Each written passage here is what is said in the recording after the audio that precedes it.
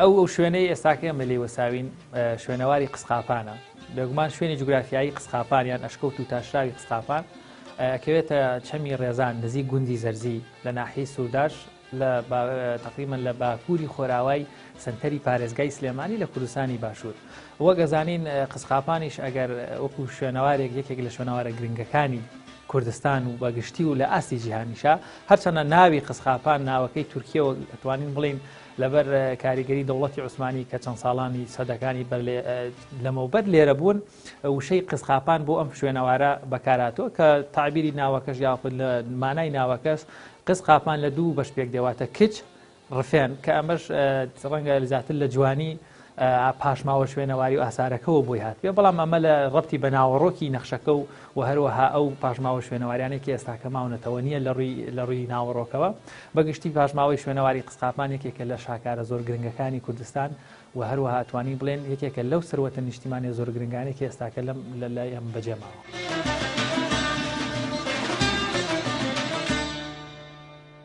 خاڵێکی زۆر گرنگ کە لێرەیە ئەویش مێژووی قسقاپان یاخود مێژووی تاشراوی قسقاپانە بینین لە مێژوودا ئێمە ئیمپراتۆریەتێکمانی ئەویش ئیمپراتۆریەتی مادیە ئیمپراتۆریەتی ماد لە ساڵانی 1970 بۆ ساڵانی 550 بەر لە زای لە ناوچەکانی کوردستانی باشوور و کوردستانی ڕۆژهەڵات و بەشێکی زۆری ناوچەکانی ڕۆژهەڵاتی ناوڕاستکە دەسەڵاتی هەبووە لە مێژوودا ئەگەر ئێمە بگەڕێنەوە بۆ مێژووی هێرۆدۆت لە ساڵانی 484 بۆ 428 بەر لە زایین ئێمە یاداشتێک یاخود تۆمارێکمان بۆ گەڕێتەوە کە ئەویش مێژووی شەڕێکە لە نێوان ئیمپراتۆریەتی مادی لەگەڵ ئیمپراتۆریەتی لیدی کەوا لە ساڵانی 585 کەوا بۆ ساڵان بۆ 5 ساڵ لە 590 بۆ 585 بەر لە زاین شەڕێک ڕوو ئەدات لە ناوچەکانی نزیک ڕووباری هالیس یاخود قزل ئیرماقی ئێستا تقریباً ئەکاتە 50 کیلۆمەتر خۆرهەڵاتی ئەنقەرەی پایتەختی کۆماری تورکیا ئێستا لەوێ شەڕێک ڕوودەدا لە نێوان ئیمپراتۆریەتی مادی و لیدی و هەروەها لە هەمان ڕۆژ و لە هەمان ساڵدا خۆرگیرانێک ڕوودەدا کە تەواوی سەرزەوی تاریک دەبێت ئەم خۆرگیرانەوە دەکا بێتە هۆکارێکەوە لە نێوان پادشای مادی کە ئەو کاتە خوهشتر دەبێتە یاخود فەرمانڕەوای مادیە لەگەڵ ئالیاتیسی فەرمانڕەوای لیدی ڕێککەوتنێک بکەن جاوەکوت بەپی ئەو سەرچاوانەیە ئەو مێژوو نووسانێکەوە باسییان لە تاشراوی قسقاپان کردو دەڵێن ئەو نەخشەی پشتەوەی ئێمە یاخود ئەو دوو کەسایەتیکەوە لە لای ڕاست و چەپی ئەو مێزە دانیشتون نەخشی لای ڕاست ئالیاتیسی پادشای لیدیە و وەروە نەخشی لای چەپیش خوهشتری سێمین پادشای مادیە لە نێوان ساڵانی 625 بۆ 585 بەر لە زاین.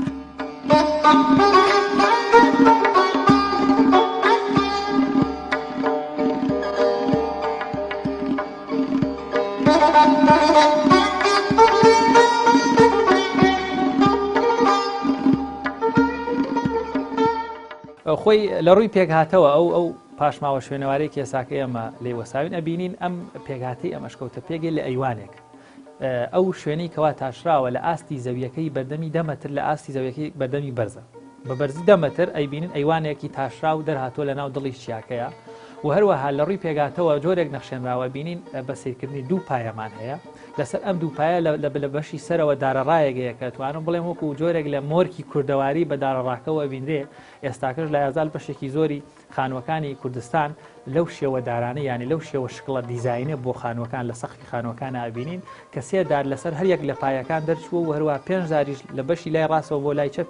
تەواوی ئەیوانەکەیان دارەڕا کردو یاخود وەکو جۆرێک لە سەقف کە ئەمانە لە بەردن و لە ناو شاخەکە تاشراوە و دەرهێنراوە و نەخشێنراوە و هەروە لە لای ڕاستی ئەیوانەکەەوە ئەبینین هێمای خۆر هەیە و هەروە خۆریش وەکو یەکێک لە تایبەتمەندیەکان کە لە کۆنا لای هەتا لە بیر و باوەڕێ زۆربەی دینەکان و لە زەرادەشتیشدا پیرۆز بوو وەکو هێمای گەرمی و تیشکدانەوە ڕووناکی وەکو ڕێزێک و پیرۆزێک لە بەشی لای ڕاستی سەرەوەی نەخشی قسقاپانە ئەیبینین و پاشان پایە یەکەم دێت کە پایە یەکەمیش سەرپایە و بنپایەکی زۆر جوانی بۆ کراوە کەوە مۆرکی شوێنەوار و یاخود پاشماوە و هونەری مادی لە پایەکانە ئەبینرێت کە بە شێوەیەکی زۆر جوان نەخشێنراون و هەروەها لە ناوەندی نەخشەکە ئەبینین دەرگای سەرەکی چوونە ژوورەوە بۆ سێ گوڕدەخمەکە کە لە ناو ئەو سێ گۆڕی دروست کراوە یاخود ئەو ئەشکەوتە تاشراوی ئێستا بەدەستی هەیە بینین کە هەروەها بەرزیەکی 1 مەتر و 10 سانتیمێکە بێت کەوا بۆ چوونە ناوەوەی ناو ئەشکەوتەکە ڕاست لەسەر دەرگاکە ئەبینی نەخشی سەرەکی یاخود ناوەڕۆکی سەرەکی ئامانجی سەرەکی نەخشەکە کەوا کە بینی نەخشێکە تاشراوە دوو کەسایەتی یاخود دوو شەخص دەرەکەون کە هەر شخصێک لەو شخصانە لە شێوەی پادشا یاخود لە شێوەی کەسێکی پۆشتە و پەرداق دەرەکەوێت بە جلوبەرگی کاملەوە کە هەروە بە هەرێکە لەوانە بەدەستێکی کەوا بەدەستی چەپی کەوانێکیان کردووە وەروە بەدەستی ڕاستیشی نیشانەی سەلامکردن و پەیمانی ئاشتیان بەرز کردوێتەوە و هەروە مێزێک لە بەردەمیانایەتی ئەم مێزە شکلی دروستکردنەکەی کەوا لەسەر سێ پایە و وەروەها بنێکی هەیە ئەمە جۆرێک لە ئاتەشگەدای زەردەشتەکانە ئەبینین ئەو شوێنێ ئاگریان لەسەر کردوێتەوە ئەو پایە ئەو شقڵی ئاگریان لەسەر کردوێتەوە ڕاست ئەو مێزەی بەردەمی دوو کەسایەتی دوو پادشاکە لە شێوەی مێزی ئاتەشگەیە یاخود لە شێوەی مەشخەڵێکی گەورەیەکەوە ئاگرەکەی لەسەر کراوەتەوە وەوە بەوردبوونەوە لە کەسایەتیەکان ئەوەی لای ڕاست لەگەڵ ئەوەی لای چەپ لە ڕووی جلوبەرگ و شێوازەوە جیاوازی هەیە بە پێ و سەرچاوانەیەکەوە هەنوو باز لە نەخشی قسقاپانەکەن ئەکرێ نەخشی لای ڕاستی پێکهاتەی نەخشەکە ئالیاتیسی پادشای لیدیەکانە کەوا لە ساڵانی 1610 بۆ 561 بەر لە زاین پادشای لیدیەکان و هەروەها کەسایەتی یاخود ئەو شخصەی کەوا لە نەخشیەکە دەرەکەوێت لە لای چەپەوە سێهەمین پادشای ئیمپراتۆریەتی مادی و باپیرانی کورد خوهشتەرە کە ئەویش لە نێوان ساڵانی 625 بۆ 585 بەر لە زاین پادشای ئیمپراتۆریەتی مادی بوو و هەروەها پێگاتەی جلوبەرگەکەی و ڕیشی و هەموو ئەو شقڵەی و هونەریانەی کەوا لە دروستکردنی و نەخشیا دەرکردەوە هەروە شوێنەواری مادیان پێوە دیارە هەروەها ڕێکۆتێکی درێژی لە برایەکە ئەمە زیاتر جلوبەرگی مادیان بۆ دەرەکەوێت وە شتێک زۆر گرنگە لێرەیە لەسەرەوەی ئەم نەخشە یاخود لەسەرەوەی ئەو دوو کەسایەتی پادشایە ئەبینین نەخشێکی ترمان هەیە کەویش نەخشی پادشایەکە یاخود نەخشی کارکتەرێکە کەوا مەشخەڵێکی بەدەستەوێ و هەروە ڕۆ خۆر ئاوابوون دەڕوانێت ڕۆ خۆراوابوون دەڕوانێت ئەم نەخشەی سەرەوە لە شێوەی دایرەیەک دروستکراوە کە پێ دەچێت ئەمە نەخشەی دیاکۆ بێت یاخود پادشای دیاکۆ دامەزێنەری ئیمپراتۆریەتی مادی وەکو ڕێز و وەفایەک وەکو پیرۆزکردنێکی ئەو نەخشە و ئەو عەقدە و ئەو پەیمانێکەوە ئەو لێرە دروستکراوە ئەو نەخشە ڕاستە خۆ دەکەوێتە سەرەوەی ئەم دوو کەسایەتی تر وەکو چاودێرێک یاخود ئەگەر تعبیر لەو شوێنی نەخشە بکەین وەکو گەیاندنی پەیامێکەوە ئەمە وەکو چاودێرێکە یاخ وەکو ئاگای لەو ئەهد و پەیمانەیە بۆی پەیمانەکە پیرۆستر بێ یاخود ئەو نەخشە زیاتر ڕێز لێ گیراوتر بێت.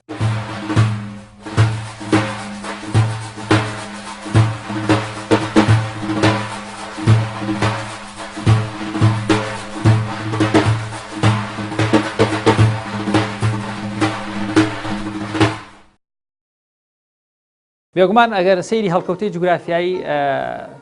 نەخشی قسقاپان یاخود پاشماوەی شوێنەواری قسقاپان بکەین ئەبینین لە بناری چیاکەیان هەڵبەسراوە ئەم دۆڵە یاخود بناری چەمی ڕێزان یاخود ئەم ناوچەیە ئەوەشمان لەیاد نەچێت لەم ناوچەیە ئەشکەوتێکی تری مێژوویمانەیە شوێنەواری تری کۆنمان هەیە کە ئەوانیش ئەشکەوتی زەرزیە کە ئەویش بۆگەڕێتەوە بۆ چاخی بەردین و هەروەها کۆمەڵێکی زۆر لەو پاشماوە شوێنەواریانەی لەم ناوچانە هەن ئەمە واکات سلمێنەری ئەو ڕاستیە بێت کە ئەم دۆڵە یاخود ئەم بنارە یەکێکە لەو پاشماوە شوێنە یەکێکە لەو هەوارگە دێرینانەی مرۆڤایەتی ئەمە ژوای کردووە نەخشە هەڵکەندنی ئەم پاشماوە شوێنەواریانە کە گەر لە ڕووی مێژوەکەیەوە زیاتر ئەچینە ناوە و بابەتە کە دەگەڕێتەوە بۆ دەورانی مادی و ئەم سەرزەویەش لە سەردەمانی دەورانی مادی یەکێک بۆ لە پێگە هەرە گرنگەکانی سەرزەوی ماد ئەمە وای کردووە ئەم نەخشە ئەم مەزارە لێرەیە هەڵکەنێ وەکو بەشێک بۆ لە سەرزەوی ماد یاخود ئەم بەشە جوگرافیایی ئێستاکەی کوردستان لە سەردەمانی دەورانی کۆنا بەشێک بۆ لە دەوڵەتی ماد یاخود بەشێک بۆ لە سەرزەوی دەوڵەتی ماد ئەمە ژوای کردووە هەڵکەوتی ئەمە هەر بۆیە ئەمە لێرەیە ئێستاکەش بەجێماوە هۆکاری تاشین و یاخود دروستکردنی ئەم نەخشی قسقاپان خۆی گۆڕە مەزارگەیە بۆ یەکێک لە پادشا و می و دەسەڵاتدارەکانی دەورانی مادی ئەبینین لە ئاینی زەرادەشتی کە سەردەمانێک ئاینی ڕسمی یاخود ئاینێکی گرنگ و پڕتەرەفداری دەورانی کۆن و چ لە ئاینی زەردەشتی مادی چ لە دوای مادەکانیش کە هەخامەنشیەکان دەسەڵاتیان کردو ئاینی زەردەشتیان لالا پیرۆز بووە پەیڕۆ و بنەماکانی ئاینی زەردەشتیان کردووە لەوێ لە ناشتنی مردوەکانیان ئاسوودیان لە گوردەخمەکان وەرگرتووە هەروەها کۆمەڵێک ڕێگەزی زۆر سەرەکی لە ئاینی زەردەشتیا پیرۆز بوون لەوانە کەش و هەوا و سروشت و ئاوی پاک و خاک و ئەمانە وای کردووە بیر لەوە بکەنەوە لە ناو ئەشکەوتەکانە کە گوردەخمەکان بۆ پاشاکان هەڵبژێرن ئەم جەوەی ئێستاکەژە بینین هەم ئاوی لە یان شوێنێکە واکات ڕۆحی مردووەکە ئاسوودە بێ یاخود وا بکات شوێنێکی شایستەی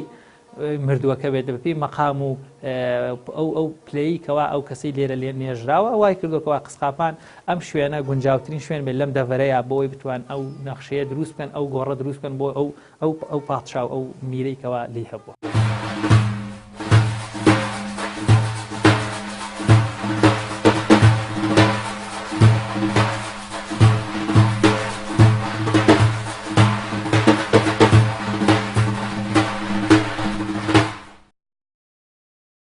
وەروە بەپێ ئەو بۆچوونانەی لەسەر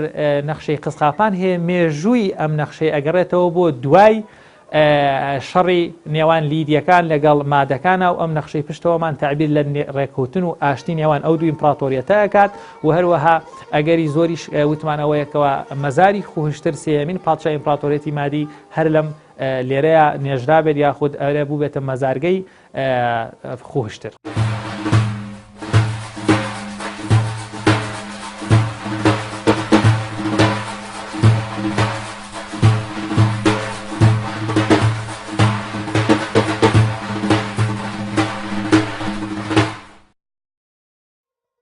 لە درێژەی پێکهاتەی دەرەوەی ئەشکەوتی قسقاپان یاخود نەخشی تاشاوی قسقاپان ئەبینین لە بەشی لای چەپی سەرەوەی نەخشەکە هێمایەکی پەڕەندەیەکی چوارباڵە بینین کە ئەمەش هێما و لۆگۆی زەردەشتیانە ئاینی زەردەشتیانە کە لۆگۆیەکە لای ئەوان پیرۆز بووە وەکو ڕەمز و نەمادی دینی زەردەشتی ئەمەش دیسانەوە سەلمێنەری ئەوەیەکەوە ئەوان پیستویانە لێرە دینیان فرامۆژ نەکرد وەکو پیرۆزکردنی ئەو عەقدە یاخود پیرۆزکردنی ئەو نەخشە لێرە بۆ زیاتر هەم گرنگیدان بە نەخشەکە و هەم بەو گۆڕانەشی کەوا لە ناوە هەبووە لێرە ئەو لۆگۆیان دروست کردو بەگشتی ئەوەی کە باسمان کرد پێگاتەی دەرەوەی ئەشکەوتەکە بوو یاخود پێگاتەی دەرەوەی گوردەخمەکە بوو کە لەو ئەوانە کراوە پێگاتەوە بۆ دوو پایە و بۆ نەخشانێکەوە لەسەری دروستکراوە وەروە لە ڕێگەی ئەم دەواازەیەشکەوە لە بەردەستمانایە ئێمە ئەچینە ناوەی ئەشکەوتەکە و خڕەوە باز لە پێکهاتەی ناوەی ئەشکەوتەکەکەین بەگشتی ناوەی ئەشکەوتەکەش پێک دێت لە دەواازەیە کە ئەچیتە ژوورەوە و 3 غورفەیە.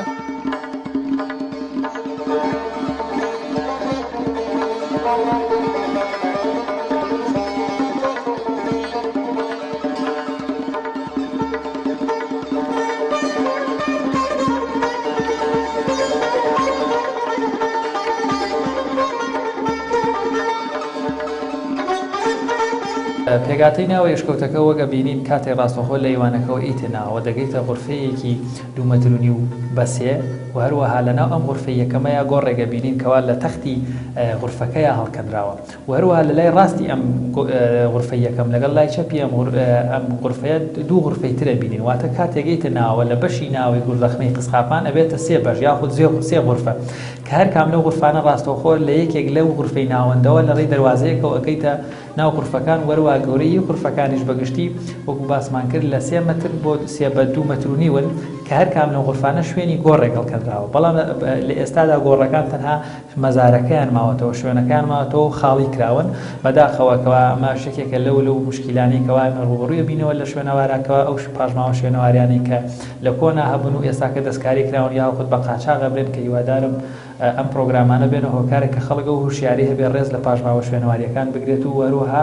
بتوانێت هۆکارێک بێ بۆ پاراستنیان نەوەخت تێکدان و بە قاچاق بردنیان بەگشتی پێگاتەی ناوەوەی ئەشکەوتەکە زۆر بە جوانی تاشراوە کە ئەبینین ئەم تاشینەوای کردووە زۆر بە جوانی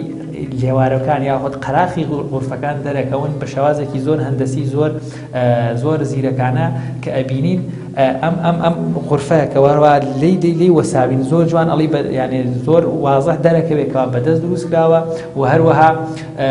شوێنی تاشینی یاخۆ شوێنی تیشەکان زۆر بە جوانی ئێستاکەش بە دیواری ئەشکەوتەکانەوە ماوەتەوە خود بە دیواری ناوەی غورفەکان ماوەتەوە و هەروەها دەروازەکانی بە شێوازێکی چوارگۆشە و زۆر ڕێک دروستکراوە.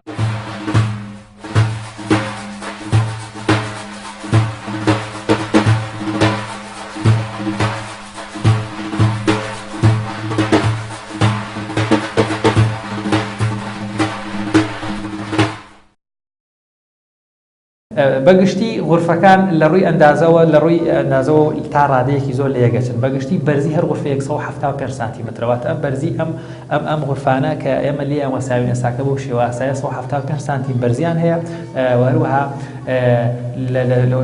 کۆی چێوەکەشیان 3 مەتر بە 2 مەتر و نیون لە ڕووی پانی و درێژیەوە بەگشتی تاشینەکانیش بە شێوازێکی زۆر جوان و ڕێک تاشراوە هەر کام لەو غورفانە دەروازەیەکیان هەیە و خاڵێکی زۆر جەوهری زۆر گرنگ لەناو ئەم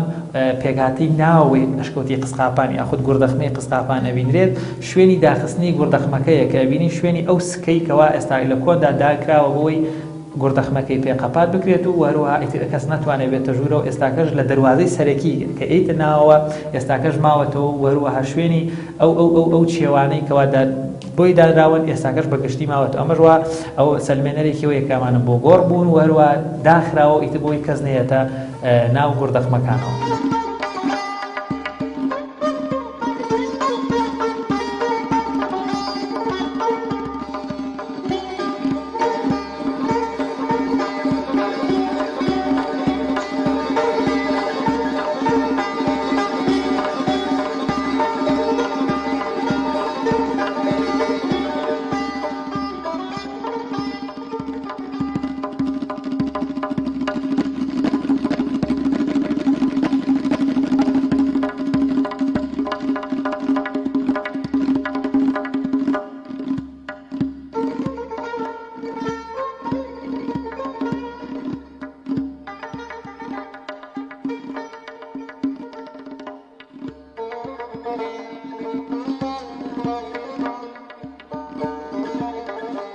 ئەم بەشەی سەرەوە ئەو خۆرەکەیەتی کە بینین لە شێوازی خۆر دروستکراوەکو پیرۆزی ئەم بەشەی پیرۆزی ئەو خۆر بەڵام ئەوم پایەکان ئەمە بنی پایە لەگەڵ سەق بڵێن سەری پایە هەیە چکە پایەمانەیە ڕاستەخۆ لە سەری دەبەست ئەم سەر پایەشی هەیە کە وەژ هونەرێکە لە مادیەکانەوە دەستپێیەکە دواتر خامەشیەکان گرنگی پێدەن ئەمە بەشی سەرەوەیەتی وە داڕاکەش ئەو سێدارە هاتووەتە دەر لە پایەکان دەرچووە دارەڕاکەی زۆر جوانە کوردەواریانەیە ینی زۆر جوان دەرەکەوێت ئەم بەشەیش ئەم بەشەش ئەوە دوو نەخشەکە زۆر دیار ئەمە بێ خۆشتر بێت یاخود پاشای مادی بێت ئەمەشانە بێت ئالیاتیسی پادشای لیدیەکان بێت ئەمە لە کۆنا لابراوەی کەس ناتوانێت بێتە خوارێ لەگاتی قادرمەکرد دروستکردنەکانە بڵین تەوابوونی پرۆسەکە قادرمەکانیان لابرو ئەبینی سەیری شاخەکەکە لە هەمووی قولچای وەڵام ئەم منتیقە ڕێکە بۆی کەس نتوانێت کەس نتوانێت بەگشتی باگراوندێکی جوانی هەیە و هەروە شاکارێکی مێژووی زۆر گرنگە و